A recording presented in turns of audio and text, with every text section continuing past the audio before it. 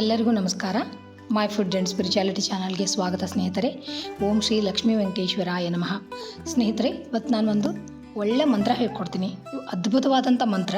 ಈ ಮಂತ್ರವನ್ನು ಪ್ರತಿದಿನ ಹೇಳ್ಕೊತ ಬಂದ್ರೆ ಮಹಾಲಕ್ಷ್ಮಿ ಕೃಪೆಯಿಂದ, ವೆಂಕಟೇಶ್ವರನ ಕೃಪೆಯಿಂದ ಮನೆಯೊಳಗೆ ಧನಧಾನ್ಯ ಸಂಪತ್ತು ತುಂಬುತ್ತಾ, ದಾರಿದ್ರ್ಯ ಎಲ್ಲ ನಿವಾರಣೆ ಆಗುತ್ತೆ ಅಂಥ ಅದ್ಭುತವಾದ ಒಂದು ಮಂತ್ರ, ಸರಳವಾದ ಮಂತ್ರ.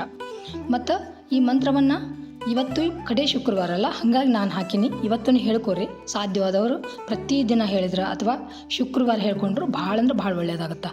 ಇದು ಯಾವ ಮಂತ್ರಪ್ಪ ಅಂತಂದ್ರೆ, ನಾನು ನಿಮಗೊಂದು ಕಲ್ಲೂರು ಮಹಾಲಕ್ಷ್ಮಿ ಕತೆ ಹೇಳಿದ್ದೆ. ಕೊಲ್ಲಾಪುರ ಮಹಾಲಕ್ಷ್ಮಿ ಒಬ್ಬ ಭಕ್ತನಿಗೋಸ್ಕರ ಸಾಣಿಕಲ್ಲೊಳಗೆ ಪ್ರತ್ಯಕ್ಷ ಆಗಿರ್ತಾಳೆ, ಅಂದ್ರೆ ಅದರೊಳಗೆ ಉದ್ಭವ ಆಗಿರ್ತಾಳೆ.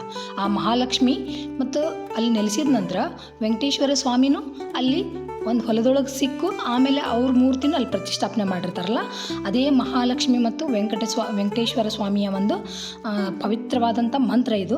ಈ ಮಂತ್ರವನ್ನು ಇವತ್ತು ಕಡೆ ಶುಕ್ರವಾರ ನೀವು ಎಲ್ಲರೂ ಹೇಳ್ಕೊರಿ. ಒಂದು 3 ಸಾರಿ ಅಥವಾ ಒಂದು 11 ಸಾರಿ, 21 ಸಾರಿ, ಎಷ್ಟು ಹೇಳಿದ್ರು ಕಡಿಮೆನ. ಮಹಾಲಕ್ಷ್ಮಿ ಧ್ಯಾನ ಮಾಡಿದರೆ ಎಷ್ಟು ಮಾಡಿದ್ರೂ ಕಡಿಮೆನ ಅಲ್ಲ ಸ್ನೇಹಿತರ. ಹಾಗಾಗಿ ನಿಮ್ಗೆ ಎಷ್ಟು ಸಾಧ್ಯ ಆಗುತ್ತೋ ಅಷ್ಟು ಹೇಳ್ಕೊರಿ. ಮತ್ತು ಪ್ರತಿದಿನ ಹೇಳ್ಕೊಂಡ್ರೆ ಸಕಲ ದುಃಖ ದಾರಿದ್ರ್ಯ ಎಲ್ಲ ದೂರ ಆಗುತ್ತಂತ. ಬರೀ ಮಂತ್ರ ಯಾವ ಥರ ಎಷ್ಟು ಐತಿ ನೋಡೋಣ. ಎಷ್ಟು ಸರಳ ಐತಿ ಅಂತ ಹೇಳ್ಕೊಡ್ತೀನಿ.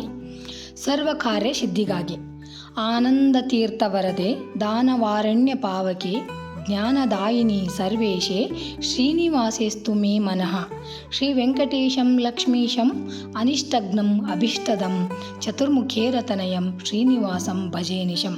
ನೋಡ್ರಿ, ಇಷ್ಟು ಸರಳವಾದ ಮಂತ್ರ. ನಿಮ್ಮ ಎಲ್ಲ ಕಾರ್ಯಗಳು ಸರ್ವಸಿದ್ಧಿ ಆಗ್ತಾವು. ಎಲ್ಲರೂ ಹೇಳಿ ಆ ಮಹಾಲಕ್ಷ್ಮಿ ಕೃಪೆಗೆ ಪಾತ್ರರಾಗ್ರಿ. ಥ್ಯಾಂಕ್ಸ್ ಫಾರ್ ವಾಚಿಂಗ್ ಸ್ನೇಹಿತರೆ. ಎಲ್ಲರಿಗೂ ನಮಸ್ಕಾರ. ಜೈ ಶ್ರೀ ಕೃಷ್ಣ. ಓಂ ನಮೋ ವೆಂಕಟೇಶಾಯ.